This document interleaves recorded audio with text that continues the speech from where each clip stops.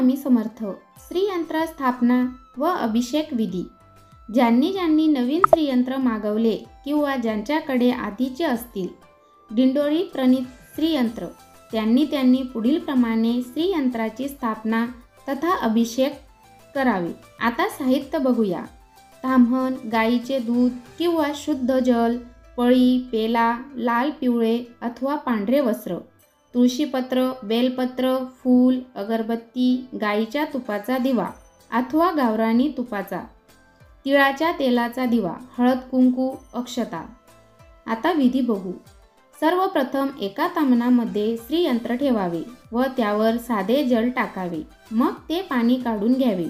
त्यानंतर वापस श्रीयंत्र ताम्हणात ठेवून त्यावर हळद कुंकू अक्षता वाहावी.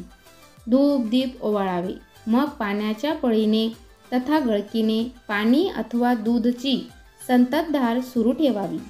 पुढील स्तोत्राचे मंत्राचे क्रमाने वाचन करावे.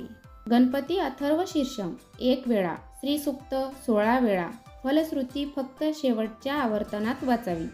व्यंकटेश स्तोत्र 1 वेळा, लक्ष्मी गायत्री मंत्र 1 माळ, विष्णू गायत्री मंत्र 1 माळ, कमलात्मक मंत्र 1 माळ, स्वामी समर्थ या मंत्राची 1 किंवा 3 माळ इत्यादी पठण झाल्यावर गळकी काढून घ्यावी. श्रीयंत्र स्वच्छ कापडाने पुसून घ्यावे. सत्यनारायण पूजा ज्या पाटावर चौरंगावर मांडला आहे त्यावर ताम्हण ठेवावे. त्यात पिवळे, लाल अथवा पांढरे वस्त्र अंथरावे. छोटी घडी करून त्यात नागवेलीचे नागिनचे पान ठेवावे व त्यावर 2 दाणे अक्षता टाकून व त्यावर श्रीयंत्र ठेवावे. अष्टगंध व हळद कुंकू अक्षता फूल तुळशीपत्र बेलपत्र वाहावे.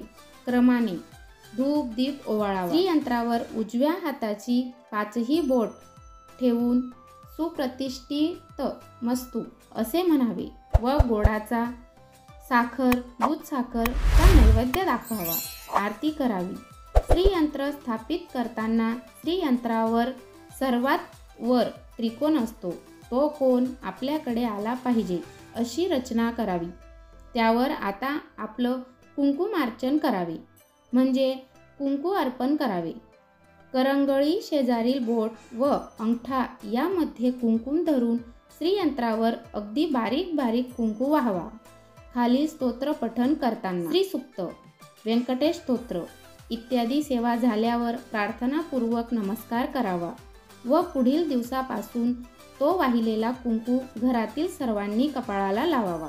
टीप: ज्यांच्याकडे श्रीयंत्र नाही ते कुलदेवतेच्या टाकावरही संपूर्ण सेवा करू शकतात. सेवेची फलश्रुती: सर्व प्रकारच्या आर्थिक अडचणी दूर होतील. आर्थिक, सांसारिक, परमार्थिक प्रश्न मार्गी लागतील. कुंकुम अर्चन केलेला कुंकुम देवांना लावू नये. नंतरच्या कुंकुमार्चनाच्या वेळेस तो कुंकुम आपण वापरू शकतो. श्री स्वामी समर्थ.